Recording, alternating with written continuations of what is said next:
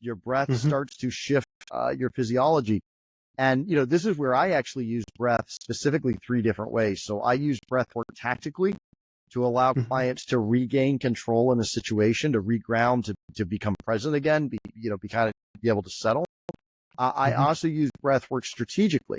So when a client's doing it like you're doing it every single day, what you're actually doing is, regardless of the breathwork practice that you're doing, and there's different ones that work a bit better than others, but regardless of the breathwork practice, what you're doing is you're starting to expand something called your window of tolerance, right? And your window of tolerance is your ability to handle chaos, adversity, disorder, right? To be able to handle stress without going into an extreme response, right? So you're able to work more effectively in that window of tolerance and handle more stress that would stress out other people. And this is a big point that I make. Hello, everyone. Welcome to the Infinite Ability Podcast. I am your host, Nick Earhart, and we are here to encourage each other to find our own unique abilities. Let's go. This episode of the Infinite Abilities Podcast is brought to you by the one and only Infinite Toolbox, where just like all other toolboxes, we will get the job done, guaranteed. Whether you're an entrepreneur looking to save time, boost revenue, or automate your processes, Infinite Toolbox has got you covered. With powerful tools designed to drive leads, expand your reach, and gain your industry secrets, we help you work smarter, not harder. Are you ready to take your business to the next level? Visit us at infinitetoolbox.com. That's infinitetoolbox.com, and discover how infinite your potential really is. All right, everyone. So today I have John Hall, and I can't wait for him to share his story and tell you all about what he does. So, John, can you tell us a little bit about yourself? Yeah, absolutely. So I'm a 30-year technology executive turned breathwork peak performance coach for executives, entrepreneurs, and especially founders. And this has kind of been a big part of my life's journey. I mean, I had no plans originally. I was like, I've been in tech for 30 years. I was with, Fortune 100 company, JP Morgan Chase for 25 years of that. And it was really a shift that came along that some changes in my life really had driven me into personal development. I started to get into this work and especially got fascinated by the mind-body connection. I was really fascinated by the way that our body and our physiology impacts our mind, and our mind impacts our physiology. And so some opportunities opened up, and I went down this path, and it's really been exceptional. I love being able, I had worked in technology for years as a fixer. I would kind of go into a troubled area, transform it, turn it around, hand it over to someone else. And I learned very early on, it's not just about the technology, it's the people in the process that make technology misbehave, right? Yep. And so I got very adept at working with people, really optimizing their performance, really understanding what made an organization achieve peak performance. And so being able to integrate the mind and especially breath, along with the body into this has been exceptional. Yeah, I know a lot of what you're talking about, because like the more you take care of your body, the better your brain functions. I noticed that from myself. I've been taking care of my health a lot better than I used to, and it's like, oh, I have more energy than I used to. I can think a lot better. I sleep a lot better. So yeah, it's just really amazing. Yeah, and there's been some fascinating studies that have started to come out around this, right? So the UK did a study where they took a group of clinically depressed people and they had them smile, just forced them to smile. Like literally, you could put a pencil in between your teeth and it forces your lips up, forces you to smile. Yep. What they found is taking this group of clinically depressed people and having them smile for 10 minutes in a mirror was actually as effective as Prozac in overcoming clinical depression. Really? It is fascinating.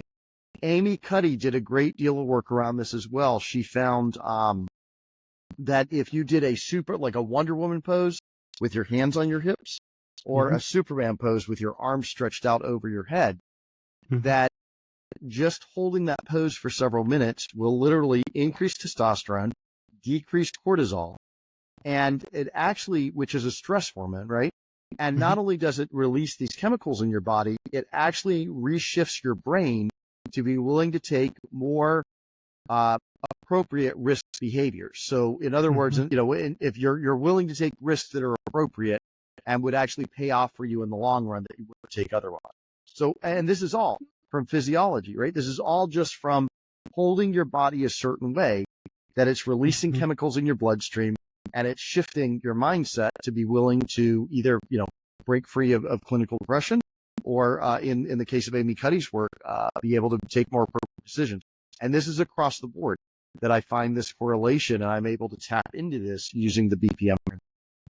Yep, and it's really fascinating how doing certain things like that can really change so many things that you would never think of. I know, like, for me, I have a couple meditations that I do, like I guided, and they have you do things like that. Hold Right. your hands on your hips and say this. It really Right. like gets you going and gets you excited. So yeah, it's really awesome. And then I do breath work every day. It's Okay. a big part of my life now, and it's just you can change your mood to what you want just by Yeah. doing certain breath works. There's some for more energy. There's some for less Yeah. stress. There's some Yeah. to get motivated. It's just like amazing what you can do just by breathing. Because if you're listening to this, I don't know if you know this, but humans need oxygen. So it's kind of important. So yeah, that's awesome. It's a great point because I know a lot of times it is. It's like, okay, hey, I'm going to help you with your breath work. And people are like, look, I've been breathing my entire life. Why do I need somebody to help me do this? Right. I know how to do it. It's free. I don't, but you're absolutely spot on, Nick. And I love that you are experienced in this because you absolutely that your breath starts to shift your energy level. Your breath starts to shift your mindset. Your breath starts to shift your physiology. And, this is where I actually use breath specifically 3 different ways. So I use breath work tactically to allow clients to regain control in a situation, to reground, to become present again, be able to settle. I also use breath work strategically. So when a client's doing it like you're doing it every single day, what you're actually doing is, regardless of the breathwork practice that you're doing, and there's different ones that work a bit better than others, but regardless of the breathwork practice, what you're doing is you're starting to expand something called your window of tolerance, right? And your window of tolerance is your ability to handle chaos, adversity, disorder, right? To be able to handle stress without going into an extreme response, right? So you're able to work more effectively in that window of tolerance and handle more stress that would stress out other people. And this is a big point that I make, right? Successful people don't have less stress. They have better stress management techniques. So I love that you've already built that into your daily practice. Yeah. And I will tell you, when I first got introduced to breathwork, I was like, well, why? Like, this is not going to do anything. It's not going to work. It's not going to change anything. Yeah. Yeah. And then I started doing it, and it's like the more I did it, I was like, oh, I see. It actually works, and it works very well. Yeah. And it's such a simple and free tool that everybody has. You just have to activate it and use it. And the more you use it, the better it is. Well, and that's and absolutely, and I'd love to hear some of your experiences that you have with breathwork. But just to underscore that point of the more you use it, the better it is. It is just like, I hired a trainer years ago when I started going to the gym to help me at the gym, and he shared this fascinating insight with me because I started going in and lifting weights and everything. I'm like, I'm not bulking up yet. Like, what's going on, right? Like, Jake, what's going on here? And he shared with me, he said, look, when you first start exercising, you start lifting weights, the majority of what you're building is a mind to muscle connection. right? What you're building is that mind to muscle connection before your body learns to effectively use those muscles before it starts adding more muscles, because it's expensive. Evolutionary standpoint, it's expensive to maintain muscle. So as we build these skill sets, right, we use breath work like you are doing on a regular basis. You're using a concept called neuroplasticity, which is getting neurons to fire together. So you're associating a certain breath with a higher energy state, or a certain breath with a more calm, aware state, right?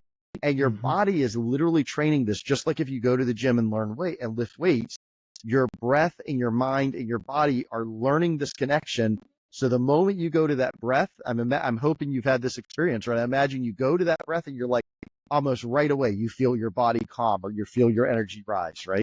Yep. Yeah, exactly. And I actually did a podcast with someone not long ago, and his breathwork technique is, basically box breathing. Yeah. Take a breath in for 4 seconds, hold for 4 seconds, let it out. And he taught me how you can get that down to a 1 second breath work. And it goes along with what you're saying. You're training your mind. So I haven't practiced how he told me to. I haven't gotten into it yet to get it down to that 1 second. But I definitely know what you're talking about, because I like to do my 6 deep breaths in, and when I exhale slow, like I'm breathing through a straw. That's one that I use the most often, because it calms me down, it gives me a little boost of energy, and I just feel a lot better.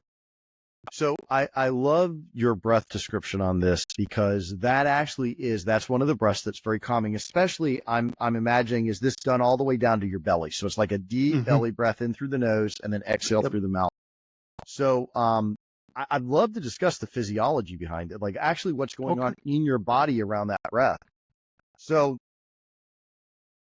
the first thing to understand, right, about stress, and there's 3 different types of stress, right? There's something called new stress, which is a neutral stress, like we hear about something bad happening somewhere else in the world.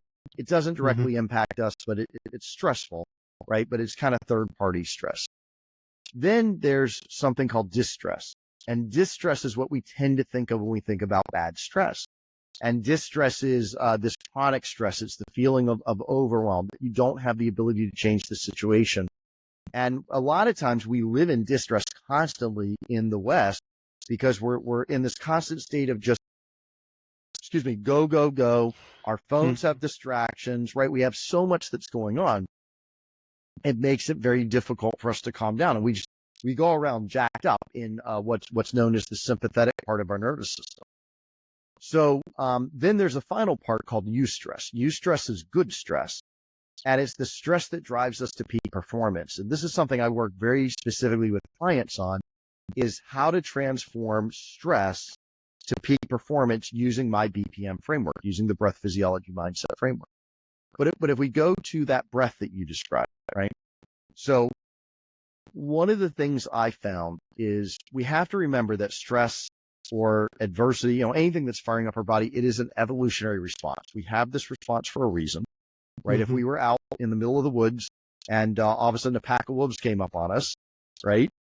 Our heart rate's going, right? We're going to dump all these cortisols into our body. We're going to dump different hormones in. It's going to prep us for fight or flights. We can run as quickly as we can, or we can fight the wolves. And this is a natural evolutionary response that our body built to allow us to survive. The challenge is that nowadays, right, we don't face many wolves, but what does happen is someone walks in and says, hey, this investment just went south and we have to make an immediate action on it, right? Or this proposal we have to completely rewrite it tonight, right? So what happens is, at the time that we need to be very logical, our body is having an evolutionary response that is completely triggering us and throwing us into a fight or flight mode. So we try to compound this. I don't know if you've ever had this experience, but it's very common among my clients, which is we try to tell ourselves to calm down. We try to tell ourselves to get it together, right? So we have Yeah. the little voice in our head going, okay, calm down, John, get it together. You need to focus, right? And it's like this little chatterbox in our head that's telling us to do something, which is, completely ineffective, right? It's like a 6-year-old girl telling an 800-pound gorilla to calm down. All right. Yeah, it almost makes it worse. Exactly. Because Yeah. all we're doing is we're operating at the level of mind. And what's Mhm. actually happened, right, depending on the level of severity of the stress, is that our brain has actually shifted the way it operates. They Mhm. did, a gentleman by the name of Dr. John Gottman did research around this as part of relational theory. But he found that when our heart rate goes over 100 beats per minute in a stressful situation, the blood flow actually decreases in our prefrontal cortex. And that is our most logical decision part of Mhm. the brain. So what happens is we get a hijack back here in the amygdala, and now we're in this fight, right? We're in this response that even if we aren't in a full-blown fight or flight response, we're not seeing opportunities. We're Mhm. not seeing creative solutions, right? What we're seeing is just either more threats or ignoring what's not a threat, right? Like it's like Yep. our this thing called the reticular activation system turns on, and all we're doing is seeing things as threats or potential threats, right? Yep. So And go ahead. I feel like when you're an entrepreneur, that happens a lot. You know? Well, exactly. I mean, that is probably one of the biggest single things of being an entrepreneur Mhm. is you're dealing with not only external growth factors, external threats or crises, but you're Yep. dealing with internal ones as well, right? Mhm. Like one of the things that I'll talk about later is I built a program on my site called Overcoming Imposter Syndrome Ooh. because, right? How many times as an entrepreneur you go to build something, you step into a Mhm. bigger role, right? Or an executive, you step into this bigger role, it's a new opportunity, and all of a sudden you're thinking, man, I don't belong here. Like Yep. this is too much. I'm going to be found out. I don't really fit in here. And so that's imposter syndrome, right? Yep. If you've ever taken a big step in your life, you faced imposter syndrome. And if you've Mhm. never faced imposter syndrome, you haven't lived big enough, right? I'll tell you Yep. that. Yep. And I want to say something about that. I listened to a Mel Robbins podcast not long ago, and she talked about the imposter syndrome. And she explained it this way, and I love it, and I kind of live by it now. She's like, "You're not an imposter. You're a beginner," Mm-hmm. and that stuck with me because it's like, yeah, I'm doing something new. I'm learning. I'm Yeah. figuring it out. I'm not an imposter. I'm just a beginner. So yeah, I just wanted to touch on that. Yeah, I love that. I share that. I share something very similar in the course Mm-hmm. because it is absolutely it's shifting the mindset, right? Because if our Yep. mindset is I'm an imposter, and there's actually there's incredible research around this. So just to set this up for a moment, researchers did there's the difference between willpower. Like I'm just going to Mm-hmm. do this. I'm going to go make it happen. I'm going to put all my focus on willpower and make something occur. And identity, right? So here's an example. If you've ever decided that I'm going to be healthy, and so someone comes up to you and they go, "Hey, Nick, you want a piece of chocolate cake?" Right? And you go, "Oh, I can't. I'm trying to lose weight. I'm on a diet. I can't do that." Right? That's using your willpower. You're saying Mm-hmm. no to something you actually want. Yeah. But the other way is you shift your identity. You go, "I'm a healthy person." So when they say, "Hey, Nick, you want some chocolate cake?" You go, "No, I don't. I don't eat chocolate cake." Right? Mm-hmm. Because now it's part of your identity. You just don't eat it. You're a healthy person. You don't eat chocolate cake.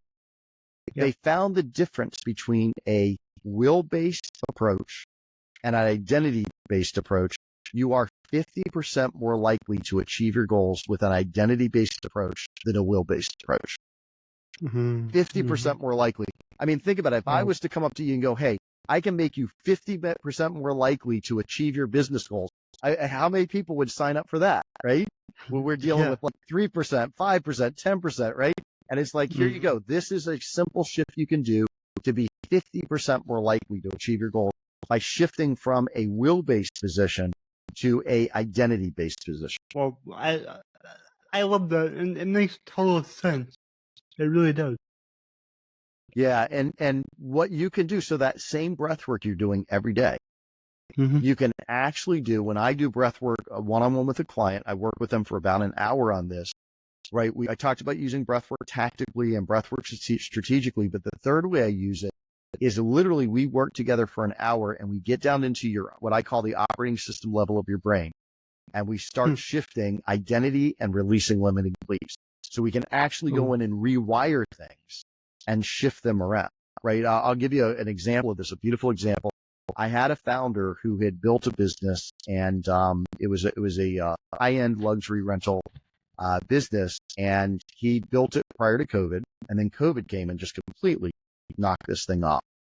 And he was really feeling frustrated because he's like, man, I should have been, he rebuilt it, he recovered, but he was like, I should have been so much further along. I should have been so much more advanced than where I am now. And we worked together on this, and it was the most amazing transformation because he said, oh my gosh, I can see I'm exactly where I need to be. And not only that, I have all the skills and all the tools I need to accelerate even more quickly than I ever did before. And he went from this place of frustration and coming in every day and going, I've got to keep moving forward. I've got to make this happen, into all of a sudden this shift of like, oh my gosh, this is amazing. Like you can literally see he looked 10 years younger. He looked 10 years younger from the shift that we made in the identity. Wow. That's so cool. Just really, and so powerful for you, to take a client through that and really change their life, and that's what we do as coaches. We're really helping people improve their whole entire life, and it's remarkable. It is one of the greatest things, right? Is to, like I said, I was in technology for 30 years, and technology has made incredible advancements for our societies, for individuals, for cultures, but human potential is so untapped. Human potential is so untapped. And, that is really, right, what you're doing, where you're working with clients and we are making that kind of transformation. It is just, I don't know. I love it. I get really excited about doing this and then being able to share these experiences with people like you. Yeah. And can you tell us more about your BPM? Yeah, absolutely. So the BPM framework, and originally came up because I was thinking of like when you're stressed, right, your heart rate starts going up and your beats per minute start going up. And I was able to really bring it down to breath physiology mindset. And I'll explain the reason why, because it's a very straightforward toolkit that you can tap into anytime, any place, and it's incredibly effective.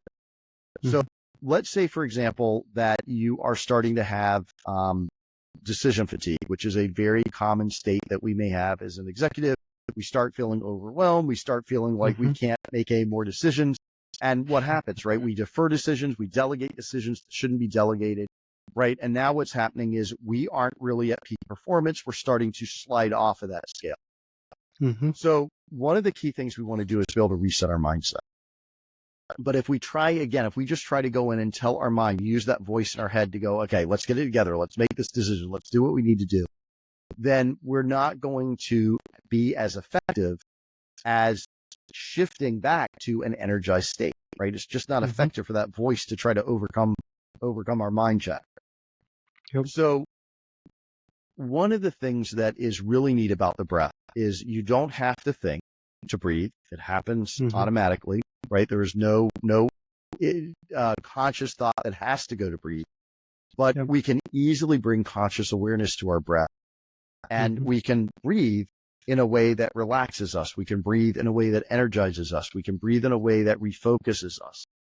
And the beautiful thing is that two things happen. First off, we do that breath. So number one, we're refocusing our mind from all the chatter and noise and everything else that's going on around us, and we're focusing in on the breath. And people think so often that mindfulness is the ability to clear your mind, but it's really not. It's the ability to focus your mind, right? That's what really makes people successful, is the ability to focus their mind. So I start with the breath, and we bring the breath in, and the breath is both focusing our mind, but it's also signaling our body to signal the mind to energize, to calm, to recenter, to focus, right? Then coming into the P part of it, right? The next thing we do is we double down. So there's different physiologies. Like one of the things that we tend to do when we get stressed is we collapse in and we hunch our shoulders in, right? That's why we have, right, our backs are so sore all the time because we're just crunched in, right? We're overworking these muscles and the chest and compressing in. So we can make some simple physiology shifts, right? We make some simple physiology shifts. Now what we're doing is our body is signaling to our mind that we're activated or energized. So our breath is signaled from body to the mind. Our body is now signaling to the mind, right? And all of this is using typically the vagus nerve. Like if we're calming, it's the vagus nerve. It's coming up into our brain. And then what's happening is we're releasing these hijacks that have taken place in our brain. We're loosening up the grip of the amygdala. We're allowing blood flow to come back into the prefrontal cortex. We're re-energizing. We're resetting. And then we get into the mindset aspect. Right now we focus on the mindset, but we've aligned our body. We've aligned our focus. We've aligned our body with what we want to achieve. So now the mindfulness part is just an easy drop in and we're ready to go. Wow. It's so cool, and I love that you put it into that structure, because it's easy to understand, and when you can understand something like that, it's easy to implement into your life. So yeah, thank you. I love that. Yeah, thank you. Yeah. So my next question, you basically already hit on it a couple of times, but I gotta ask it. So my slogan is "Your abilities are infinite." What does that mean to you? Well, we touched on this a bit, and I love that slogan, by the way. And I love you got it right up there above you. I love looking at the logo as well. Yeah. There's a couple of things that come to mind when I think about that slogan, right? And the first one is, as I mentioned, I think we rarely tap fully into our human potential. We don't quite understand who we are. And when we don't quite understand who we are, we never fully come into our power. Right. So let me explain this a little bit. We like to think, right, and we're raised, especially in the West, we're raised to really use our mind. All our training in school is to use our mind, it's logic. And so we like to believe that we are logical beings that sometimes have fits of emotion, right, that come to the surface. But the reality is that we're actually emotional beings that sometimes have fits of logic, right? I agree with that. Yeah. I mean, we're driven by our emotions, whether we pay attention to them or not. We let them sweep them away or we ignore them. The reality is that there is just this if you think of an iceberg, right? An iceberg is 10% above the water, 90% below. And 10%, that's our logical mind, who we think we are, right? It's our thought. A lot of times we think we're our thoughts. We think that this is all almost like we just completely live up here. And the reality is we have all these unconscious programs, limiting beliefs, these patterns we've learned from childhood. And there's literally research that's shown our brain has like a system 1 and a system 2. That is a pattern matching. System 1 is pattern matching, very low cost. System 2 sits on top to monitor. It's a higher cost. But also our emotions, right? Whether we pay attention to them or not. All of this stuff is really that 90% of the iceberg under the water. That's what's determining where that iceberg goes, not the 10% on top, right? It's that 90% under the water. And so I think there is such an ability to tap into infinite abilities by starting to get down into that unconscious layer, by really understanding I actually go on to describe this even further in my Overcoming Impostor Syndrome course, but we really understanding who we are allows us to really center, to come fully into our power and untap unbelievable abilities that we never even knew we had. We never even knew we had. Yep, I agree 100%. So thank you so much for sharing that. And then how can people reach out to you? Yeah, absolutely. So my site is johnhallcoaching.com, JOHN or you can just search John Hall Breathwork, and you'll find me that way. I'm going to come up in Google that way. And so either way, you get to my site. One of the things that I love to share, I shared this Overcoming Impostor Syndrome course. And what I do is if you go to my site, you register, you're going to get the first 2 weeks free. So you're just going to get to use the course for free for 2 weeks. That is more than enough time to go through it. It's just a 5-day course that you can walk through a short 15 minutes every day. And I have a series of lectures kind of explaining what's going on to your degree, right? Shifting that belief from I'm not good enough to, hey, I'm just beginning, right? Shifting that mindset. And then we use Breathwork to really get in and shift the operating system level that we're working with, right? To shift that identity. So it's a very powerful course. And again, it's just my gift to anybody who's your audience that's listening. Go out there to johnhallcoaching.com, sign up for the Overcoming Imposter Syndrome. And that is my gift to your audience. Thank you so much. And I know that I am going to go sign up for that course. So Love it. Love it. Yeah. Thank you. And then do you have any last words of wisdom? One last thing I love to share. I love this question. I appreciate so much the opportunity to come on here and share this. But, I tell people all the time, we can let our past define us or describe us. And what do I mean by that? We all have had different journeys to get to where we are in life. And some of those may appear harder than others. There are others that may look easy, but you have no idea how hard they may have been. And a lot of times we carry that past around with us like baggage. And the reality is that we can allow that past to define us. And we can say, well, I can't do this because I'm too old or I'm too young or, this, whatever the situation may be, right? Or we can allow that past to describe us and say, yeah, you know what? This is the journey I've been on. This is what I've been through. But the reality is there is nothing. That description has absolutely nothing to do with where I move from here. Yep. I love that. It really goes along with how I live. I live by saying, instead of saying you can't do something, ask yourself, how can I? That's what I do every day, basically all day long, because I have a physical disability, cerebral palsy. So every day I got to overcome challenges. And I could just look at it and go, oh, I can't do that. That's too hard. Or I can go, how can I do it? And then I problem solve and figure it out. So, I'm really glad that you shared that. Thank you. Spot on, Nick. Thank you. Thank you. Yeah. This has been so helpful. Thank you so much. Nick, thank you for the opportunity. I'm so glad we connected and got to do this. Me too. Me too. All right. I'll see you next time. All right.